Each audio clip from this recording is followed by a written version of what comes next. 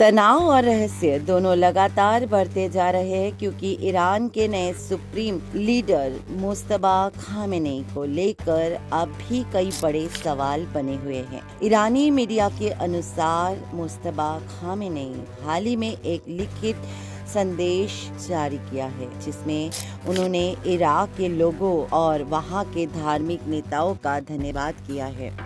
उन्होंने कहा कि कठिन समय में इराक ने ईरान का खुलकर समर्थन किया, खासकर जब अमेरिका और इजराइल के साथ तनाव बढ़ा हुआ था। ये संदेश उस समय सामने आया जब बागदाद में ईरान के राजदूत और इराक के एक शिया राजनीतिक संगठन में बीच बैठे हुए थे। इसी दौरान ये जानकारी दी गई कि ये संदेश पहुंचाया गया, लेकिन इसे किस तरह भेजा गया इन बारे में कोई स्पष्ट जानकारी नहीं दी गई। सबसे बड़ी बात यह है कि मुस्तबा ने अब तक सार्वजनिक रूप से कहीं दिखाई नहीं दिए हैं। सुप्रीम लीडर बनने के बाद उन्होंने केवल कुछ लिखित बयान जारी किए हैं जिन्हें टीवी पर दूसरे लोगों द्वारा पढ़कर सुनाया गया। इसी वजह से उनकी सेहत और मौजूदगी को लेकर कई तरह की अटकलें लगाई जा रही है। रिपोर्ट्स के मुताबिक 28 फरवरी को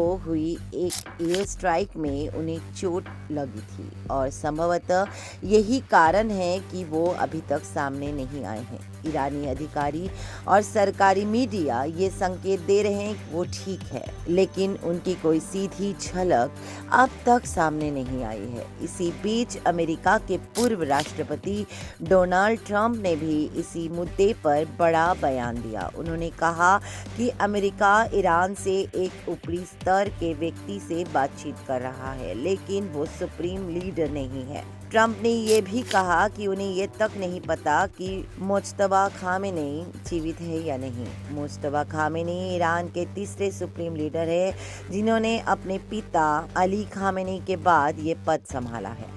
उनके पिता की मौत युद्ध की शुरुआत में एक एयर स्ट्राइक में हो गई थी। अब पूरी दुनिया की नज़र इस बात पर टिकी है कि मुस्तबा खामेनेई कब सामने आएंगे और क्या वो वास्तव में सुरक्षित और स्वस्थ है या इस कहानी के पीछे कोई और सच्चाई छिपी हुई है।